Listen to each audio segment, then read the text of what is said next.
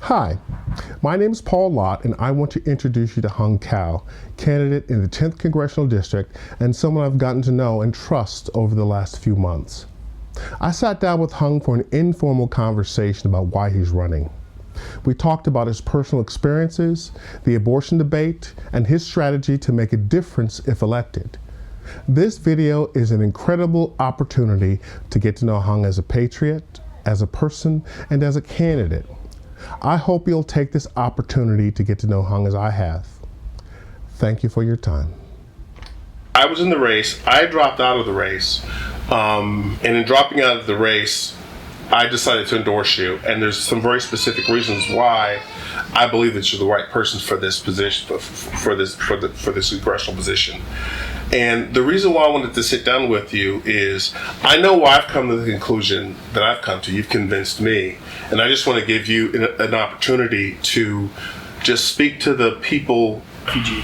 You know, and this country gave us everything. It gives us the ladder of opportunity, but you still have to climb up yourself. Yeah. And so I could have been anything. My parents, I'm sure, wanted me to be a doctor or a engineer or architect, something like that. But I chose to serve in the military because I believe so much in this country and everything that we have, the values that we possess. And that's why I fought for this country and to defend our freedom and defend our Constitution. But now the left is really destroying everything that I fought for. And that's why I'm running for Congress. Because a lot of people say they'll fight for you, but how many people will put their life on the line for what we believe in?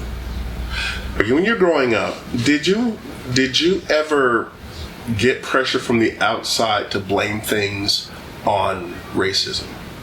And how'd you handle it? My parents taught me that, people will always find ways to hate you. I mean, from the beginning of time, from the first generation of human beings, right? Cain murdered Abel, not because anything else but jealousy. We look for jealousy. So in Vietnam, they hated the Chinese hate the Japanese, and I grew up in West Africa where in Niger they hated the Tuaregs, the nomadic tribe up there. Mm-hmm. In Madagascar they hated the Indians because they own all the shops. The Greeks hate the Turks. We'll always find ways to hate each other. Even, let's just say we get a group of Air Force guys and Army guys together, they're going to find ways to really, I don't want to say discriminate, but look for differences. But what we need to do as a country is look for ways to come together as a country and unite ourselves. And that's what my parents taught me. Is like, hey, you got to assimilate and just be one of the group. That's why it was so important for me to assimilate when I came over here at the age of 12, is to learn how to assimilate and be part of the culture here. Question.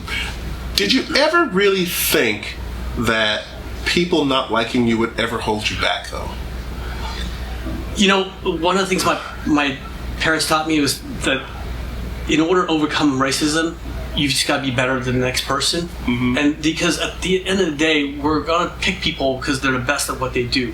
The NBA picks the best athletes because the best basketball player because it's the best athlete out there, not because of racism. Now, if you're neck and neck, then maybe it is those prejudicial beliefs, and prejudicial doesn't mean just about race, but it's just like, well, this guy came from Kentucky and I don't like Kentuckians, but we'll always look for the things that make us more similar to bring somebody in. But if someone is head and shoulders above someone else, then they're going to pick that person. That's what my parents taught me to be, is just to be better than the next person so that you can get picked for the Naval Academy, for Thomas Jefferson High School for Science and Technology, for the Naval Postgraduate School where I got my master's, for Harvard, for MIT. Those are the programs I went through because I was the best candidate for those programs. Yeah, I think when people bring up racism, if the individual lets that talk, the only harm it can do, the only harm that racism can do is to make you question yourself. Yes. Because that racism is external to you. And as long as you don't pay much attention to it and you are doing your best at something, the world won't care. Yes. You know what I'm saying? The people that I've met that have been held back from racism are the ones who look for racism in everything. Exactly. But people that are busy achieving tend not to think about it too much, and they move forward. And they move forward despite the fact that it's there. Exactly. And case in point, like for example, in 2017, I was a national finalist for the White House Fellowship. Yeah. Out of 2,000 applicants, I was last. How many were there left? There was there was 20 of us left, or 30. I'm sorry, 30 of us left, and they picked. From the 30, they picked 15. And it's easy to say, oh, it's because I'm Asian. But that's not true, because they picked some Asian guys, too. Yeah. It's just because I didn't meet those criteria. And really, God has a plan for everything. You know, in fact, I was really heartbroken. I went in and get that. And I broke open the Bible. And the first thing I went to was one of the last 3 chapters of Job, where God says, you know, who is this that speaks to me with words without understanding? Right? So God is God, and things happen for a reason. And I was stronger from it. And, you know, I was disappointed I didn't get to the White House Fellowship, but, you know, I made a lot of good friends, and there's a lot of good things that came from that would never happen if I had been in the White House Fellowship. Yeah, that's true. Gosh, that would have been kind of odd. Under which president? President Trump. Oh, gosh, darn. That you missed out. Yeah. But again, like I said, everything happens for a reason, and I was able to do a lot of great things because of that, despite that. Like I said, I ended up doing a fellowship at MIT and a fellowship at Harvard because I didn't get picked up for that. Okay. So let's switch gears a little bit. Roe v. Wade. What's going on right now? What is your reaction to Roe being overturned? So what we presume is going to happen is they're going to push it down to the states. Yep. And that's where a lot of things belong, because of the 10th Amendment. We need to push things down to the states. Now, one of the things that concerned me is Virginia, under Governor Northam, they allowed for what's called postpartum abortion, or for us, infanticide. Yeah. What's even scarier for me is California Bill 2223, which was passed. It indemnifies parents if their child dies within 20 days of birth. That's a loophole to murder your child up to 28 days after they're born. We're going to be judged as a nation and as a people for this. And I won't be on the wrong side of history for this. I cannot stand there and justify the murder of a baby. I mean, you think about it. If a pregnant woman gets murdered, right, the murderer gets charged with double homicide. Right. But yet, you know, it's not murder if you intentionally kill a child. And also, I mean, on my website you'll see it says, you know, why is it that when you find bacteria on Mars, it's considered life, but a viable child in the womb is not? And there's a lot of families out there who would love to bring in a child when they can't have a child themselves. Our second child was actually adopted. Oh, okay. Yes. Yeah, so she was adopted from Thailand, and it was a blessing. In fact, the day my wife and I prayed about, I know the exact day, because I had just come back from Pakistan, and we went to the Alps for Thanksgiving. And right then was when she told me, hey, it's really been on my heart to adopt a child. And I had that feeling too after I did this community relations at Comrel in Romania, where we were helping an orphanage with children that had HIV or AIDS, because under Ceausescu they had experimented on these kids and they all had AIDS or HIV, or full-blown AIDS. So we prayed about it. I remember it was. I remember the exact day we prayed about it, and because, you know, we were sitting in front of the fireplace, and that's where we prayed about it, and, you know, that was the day she was born. Wow. You know, it gives me chills. Now, we didn't know about her till 6 months later, and then we applied to be her parents, and lo and behold, she was it. And so think about it. God already planned for us and planted that seed in our heart the day she was born, that she was going to come to our family. So I'm going to give you some numbers, and then let me see if I don't know if you've ever heard of these before. When this Roe v. Wade came in, I'm on the editorial board of the National Republican Hispanic Assembly, and so I write articles there. And one of the things I wanted to look in was just to kind of investigate some of the numbers around Roe v. Wade. And really, all I wanted to know is before Roe v. Wade, the number of people that died from abortions, and post Roe v. Wade, the number of people that died from abortions, and to kind of look at it to say, well, what's really going on there? What I did find were about a half a dozen studies at the National Institute of Health.gov. In other words, government site, which blows my mind. listen to this. According to an 8-year study, women who had an abortion were 154% at higher risk of death from suicide, 82% risk of death from accidents, and 44% higher risk of death from natural causes such as cardiovascular disease. More women die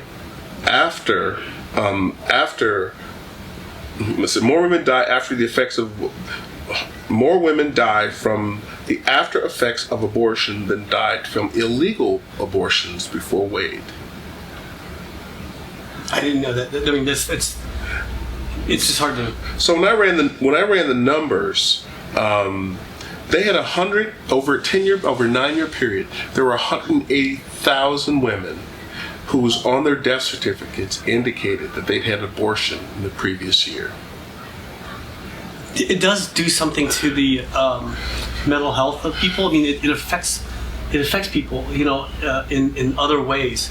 I had a good friend who she was pregnant and she had an abortion right before her wedding, and it just destroyed their marriage. And they ended up getting divorced. And I wonder, what would have happened, because I think it changes a person, and you don't know the psychological effects it has on a person. But again, there's so many families out there that would love to welcome a child in their life. I mean, I can't imagine our life without that child, our child. And no matter the circumstance, it's still God's creation. I think that we need to make room for it, and we need to say, hey, there's a family that would love to adopt this child. So do you think that there's some federal legislation to kind of make adoption a little bit easier? Because it seems to be an expensive kind of, you have the experience, an expensive kind of a time-consuming process. It is. It's very difficult. In fact, we were going to adopt from Vietnam, because I'm from Vietnam, and because there was so much child trafficking, they shut down the process. The process takes about 2 years at least. You have to have home studies made. People come and they literally open all your cabinets, all drawers, make sure you don't have any weird things in your basement, and so home studies after home studies, and the process costs upwards of $30,000-$40,000. Now, some of it you can get back in tax cuts, but it's still, you have to front that money up front, and I'm not a rich guy, and we basically had to get a loan out to do this. But it was something we felt led to do, and that's what we wanted to do. But yes, there's definitely a lot of red tape we could cut through. In fact, one of the red tapes I was able to cut through was getting the Navy to give 3 weeks of parental leave for adoption, because it takes up a lot of time. For Thailand, they make you go over there and stay there for at least a week. But before that, I had to get the whole package, which is this thick. It had to get certified, or a notary public had to stamp it. Then you go to where the notary public got their notary stamp. Then you go up to the Secretary of State to get that stamp. Then you take it down to the consulate and they stamp it. Then they mail it to Thailand, and that's another 6 months to a year for it to be done. So by the time we knew we were going to be that child's parent at 6 months, but we didn't bring her home till 20 months, so 14 months later. So it's a long process. It's costly. It's nerve-wracking every time the phone rings. We're like, oh, is it them? Are they saying we can travel? And there's a lot of red tape that we can help break through in the legislation. I mean, definitely, this is definitely not a state thing. This is definitely a federal issue that we can take care of at the federal level. And I think it definitely has to be a priority, because when you're pro-life, there's a lot of criticism to say that we don't care about what happens to the baby after the baby's born. And the reality of it is that we do. It's just really hard to step in and to do anything. I actually ended up, I helped raise a kid from Romania as well. Oh, wow. He was adopted by a family who thought they couldn't have children. Now, by the time I'd met him, he was my son's best friend, and they were freshmen in high school. Well, the mother got pregnant and didn't know she'd get pregnant, and literally put him on the streets. He was living in an alley, and my son came home and said, "Dad, my best friend has no home." And so I said, "Okay, come on." And the funny thing is I didn't do any. I filed no paperwork. Yeah. He moved in. They're like, you're his dad, so I registered him for school. And Wow. Well, bless you for doing it. I'm telling you, it's hard because there's issues that come with adoptive children. There's reactive attachment disorder. Yeah. And there's a lot of other issues, but gosh, we can work through it. I mean, you would have that problem with any kid nowadays. Whether they have autism or any other issues. I mean, but reactive attachment disorder is definitely an issue with adopted children, but you can work through it with proper counseling, and that's why I think we were the best people for it, because the military through TRICARE gave us all the counseling we needed and help that child grow to be a very, very, she's on the dean's list, so she's doing very, very well. Don't you think the delay, that 14 months, was harmful to the child? Because it seems to me that she was young. Yes. And that if she had come home with you sooner, then there would have been that early emotional bonding would have been there. In fact, she wouldn't have had any memory of your never being there. Yes. It would have been just a natural part of her life, and adding that time to it, where the child's 2 years old. Yes. No, she already built a bond with her foster family who was taking care of her. So when she saw us, she knew her life was about to change, because they've been showing pictures. Hey, this is the family you're going with. She saw us. She turned around, ran out the room, and started crying, like screaming. And that whole time we were in Thailand, my wife basically held her the whole time. Didn't let me hold her or touch her, because it was almost like we had to force that bonding on her. Even when we came home for the first year, no one was allowed to pick her up or console her except for us, because these are things we were taught. These are things we were taught through therapists to do not let anybody form a bond with her except for you. Okay. Yeah. So these are things, again, that we learned along the way. I didn't know that. That actually makes sense. Yeah. Imagine if they had classes and really therapists that helps you through these things. That's why for the longest time, we were advocates for adoption, and we helped mentor some families through adoption as well. Okay. Wow. See, that's actually a really cool story.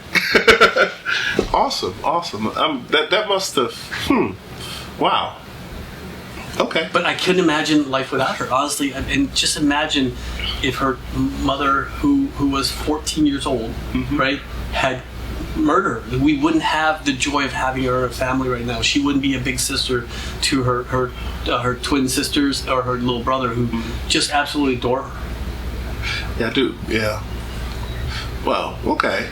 So I think that's a big deal. I think your experience with adoption and the understanding that there needs to be federal policy to make it easier to bring these kids home, so that mothers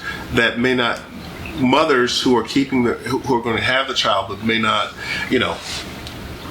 are thinking about adoption. I really do think it's just way more complicated than literally you can become a foster parent easier than you can become an adoptive parent. And as a foster parent, I don't know why it has to be longer, because oftentimes the child is with you for years and years on end anyway, right? Yes. And that's why, again, we went with foreign adoption, because with the fostering and bringing, the parent can always change their mind halfway through, which is fine. It's I'm glad if they're willing to take the child back, but again, that broken relationship is very harmful for the child's emotional growth as well.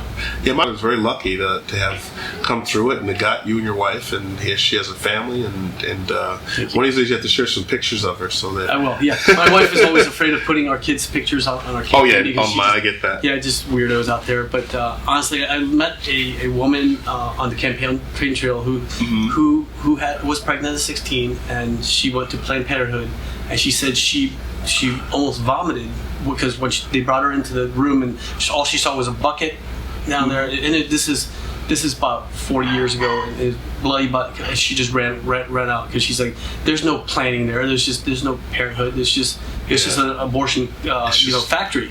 And she went running out, and then because she was so fit, she could hide her pregnancy until she gave birth, and then she gave the child up for adoption, and the child is now thriving with another family. So those are the amazing stories that we can tell in our life. Like I said, just because we made a mistake doesn't mean that child has to suffer. And I had an interview the other day with.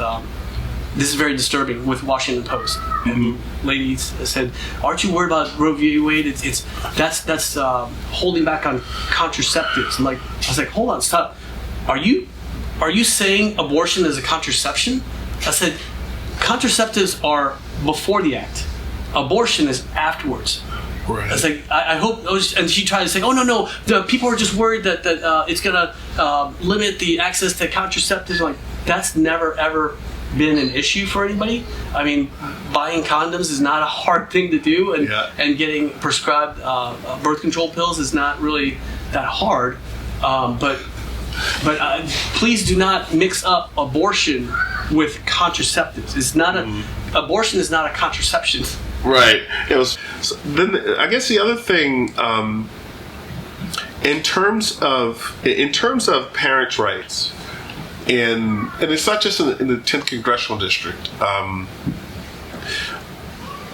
From your just from the heart, how do you feel about parents' rights?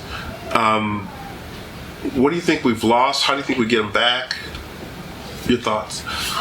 Just like the Bill of Rights tells the government what right it has and what it can't infringe on. We tell the government or to school systems what rights they have. They can't tell us what they can do. My parents' Bill of Rights is called a birth certificate with my name on it. Even my adopted child has a birth certificate that with our name on it, right? And so that's my parents' Bill of Rights. Their job is only to teach them reading, writing, and arithmetic. That's it. And that's all they need to be teaching. The school is not. They can't even do that correctly, to be honest. Right. Where are they to teach about moral code or what's right or wrong? And then if your child decides they want to transition, that they won't tell the parents. There's some states that if you even object to that, CPS will come and take your child away. And that's this is communism. This is exactly what communist China does. This is exactly what Russia does. This is what authoritarian regimes, socialists, communists, Marxists, those regimes will do for you. And this is not America. This is not what I fought for. And this is where I tell people, people say that they'll fight for you, but how many people will put their life on the line for what we believe in? And this is a hill I will die on. Like I said, between that and abortion, I'm not going to be on the wrong side of history on this when I meet God, and say, I've done my job, and he says, well done, my good and faithful servant. So let's talk about how to fight. Because, we've talked before about this. When you're elected, you're going to go in as one of 635 members of the Senate and the House. You'll be in a junior position, and most importantly, we won't have the presidency yet, and we won't have a veto-proof majority. So, in that first 24 months, realistically, then you start running for office again after about 12 months. Yes, exactly. Yep. So that's kind of there. How do you make the biggest impact that you can as how is that one man? How are you going to count?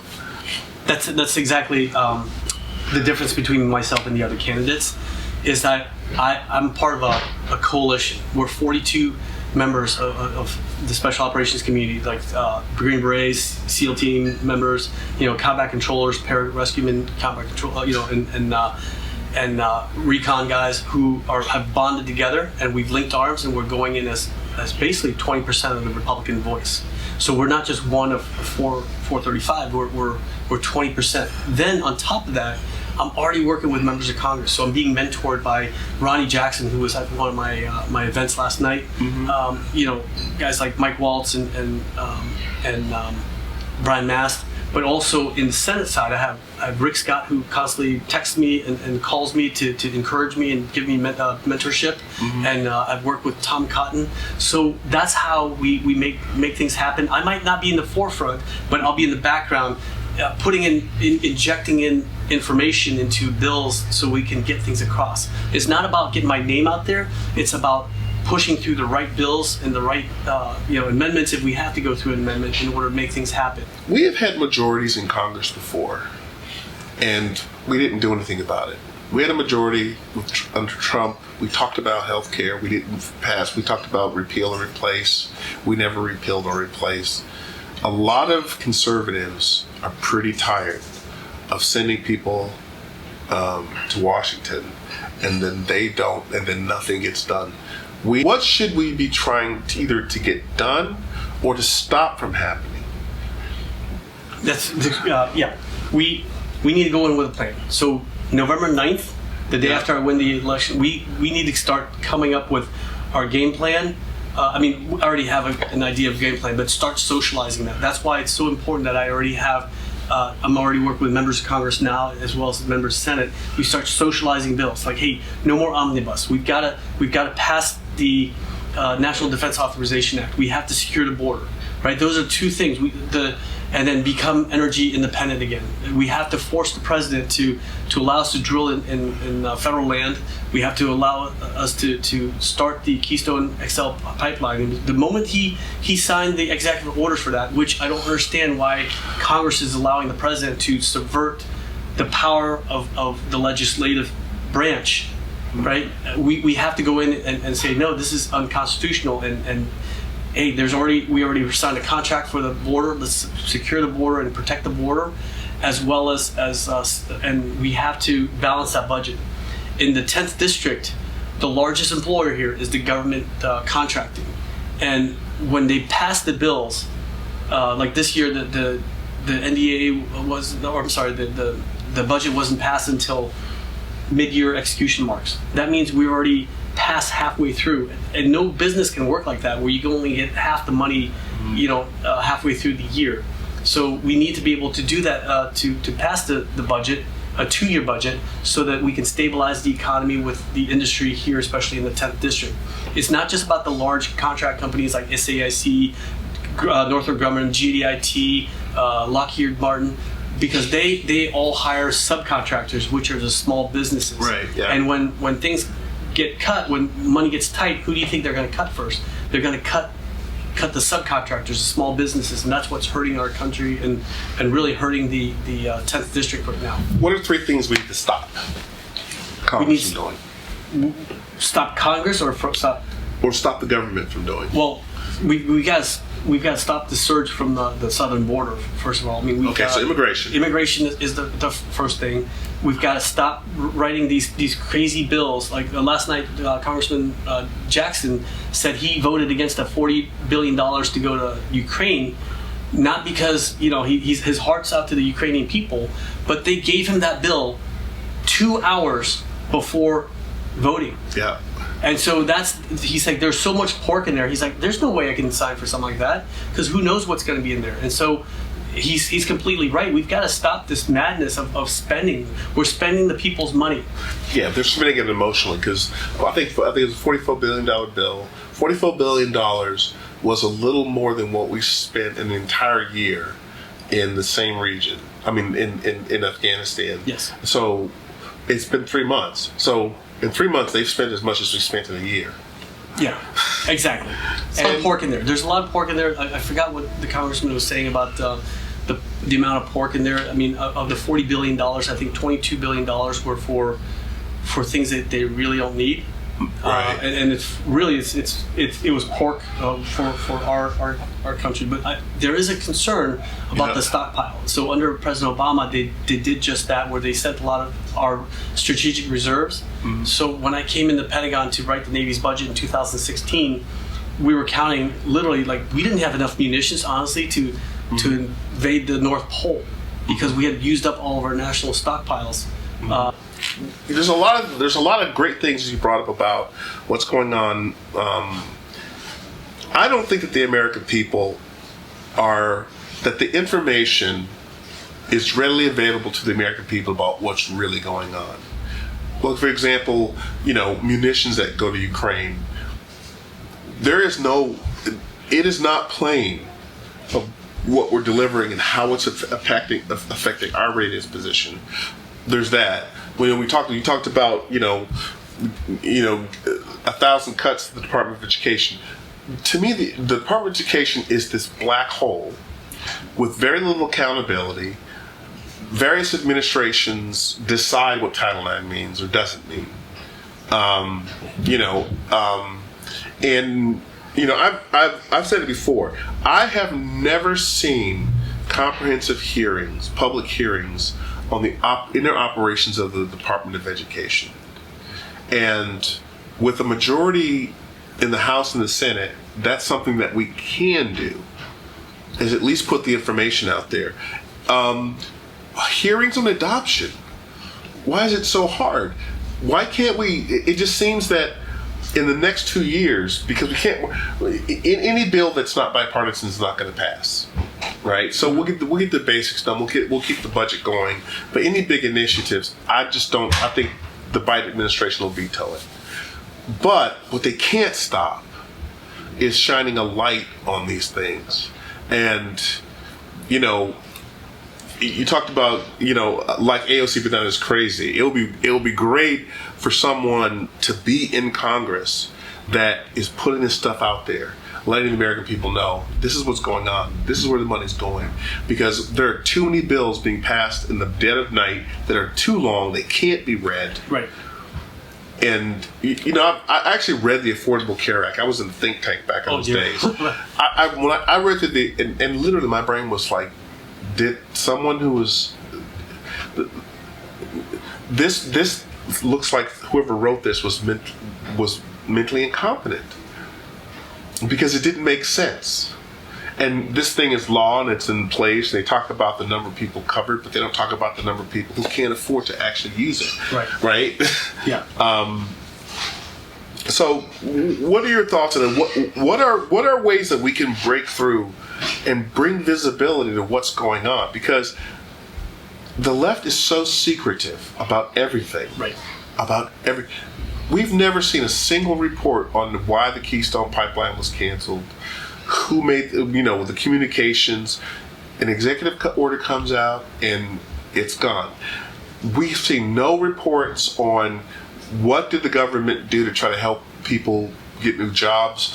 They talked about, Biden talked about learning program. Yeah. What type of, the left always talks about, I'm going to say the progressives. Let me phrase it this way. I don't think that the Democrat Party and the progressives are the same people. No. But I do think the progressives have control of the Democrat Party. Yes. And they have an emotional control because they guilt them into compliance by saying because feelings. Yes. Right? What do you think you could do there to get the information out? Because when I read something like that on 184% increased risk of suicide for those who have had abortions, I sit there stunned that I thought I was pretty smart, and I didn't know that until last week. And that's been on the website for 10 years. That's crazy. No, that's the first I heard when you read that. And so one of the things I really admire about Lieutenant Governor Winsome Sears is she gets in front of the camera and she says, here's why I can't vote for this. And she'll just look at all this. How am I supposed to read through this and understand this before a vote? And I want to bring that to light. And also, don't forget that I'm your representative. I know one of the candidates says, well, it's hard to govern. I'm not governing anybody. I'm your representative, and I work for you. And I plan to have a lot of, what I know used to frustrate my staff when I was in command because they could never find me because I was always out and about talking to the troops and not in my desk, when I was like, I've got a cell phone, just call me if you need me. But I want to be out and talking to guys and gals that work for me. And so likewise, when I'm your representative, I will expect to be out there. The beautiful part about your representative living here is I come home every night, right? Mm-hmm. And really Congress is only in session like Tuesday through Thursday, right? The other days are for the members who have to fly home to Alaska or whatever, so they use Mondays and Fridays to fly out. Mm-hmm. I don't need that. I'm going to be here for you, and I'm going to be, as your representative, I will work to make sure I'm available for you to ask questions. Why did you do that? And my answer should either be, hey, I screwed up, or because of X, Y, Z, because they gave me the bill 2 hours before voting. There's no way for me to vote without knowing what's in it. it would be wrong for our district and wrong for our country for me to vote on something I have no idea just because you put a flowery title to it. And you gotta, I'll be honest with you, you have to get with other freshmen and you guys have to link arms and refuse to vote for stuff that you have to, because I'm going to tell you, McConnell's not going to like that. Yes. Just like the Democrats put these bills out and don't want you to read them and they want you to pass them, the Republicans do the same thing. And you know, essentially, you know, the leadership of both parties in the House and the Senate have kind of made it so that everyone else is just basically a proxy vote. Yes. Right, but the leadership is actually making all the decisions, and I don't have a problem with leadership making decisions as long as the leadership is making decisions over the process. In other words, we will read the bill. Things might slow down, but we will allow people to read the bill. We will allow debate on the bill. We will put these things in place. And I'm going to say one of the things you're going to face going in there is, you know, there's going to be you're going to be asked all the time not to read the bill. I know, but that's where, like you said, we have to link arms. That's why these 42 people, men and women that I've linked arms with, part of SEAL Pack, we're agreeing on, that we're going to link arms and we're not going to give way, because, you know, just like the way the Tea Party was voted in there, you know, if you're standing around the next 2 years patting yourselves on the back and getting voted out, and we need to go in there and change things right away and say, hey, you know, this is not just a red wave, this is a tsunami. Mm-hmm. You know, the freshman class of 2023, I guess 2022 is pretty substantial. It's going to be bigger than what the Tea Party was. So we have to go in there saying, you know, we're the new voice of the Republican Party. We're the new face of the Republican Party. And we're going to be a force to be reckoned with. And you have to, you know, it's time to push out the rhinos. It's time to push out establishment people. It's time to and I think the minority leader realizes that it's going to be a lot of people that are not have been apolitical their whole life that are going in, and he recognizes that, and I think he respects that, and he understands that we're the voice of the new America that's fed up with all this stuff. Don't forget also, I know the leftists, like you said, have hijacked a lot of the Democrat Party's speaking points, but there's right now 20 million Democrats who are pro-life Democrats. So, like I said before, we're going to be judged as a nation and as a people, and you know there's certain red lines you can't cross, and those pro-life Democrats are going to have to choose between not just about left and right. We're talking about right and wrong, and I think we can bring them into the fold, especially them and the minorities in that the Democrats take advantage of, saying, "Oh, they're always going to vote Democrat." No. Yeah, I think they're losing that. Yes. I think there's something that you said that sparked something in my brain.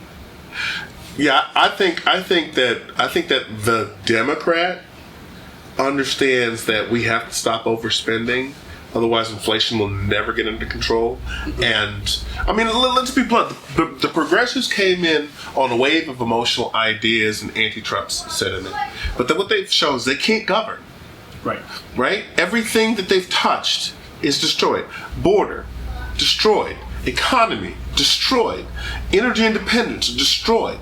No improvement anywhere on anything at all. And so that gives us, and I think that's something that Democrats and Republicans, conservatives and liberals understand. These policies that feel good don't help people. Yeah. They don't. I never wanted to do this. I really just was going to enjoy my retirement. Yeah. But it was when my wife and I prayed about it, it was just like, okay, well, who's going to go in there that's going to fight, and not yield, and that's where we came to agreement.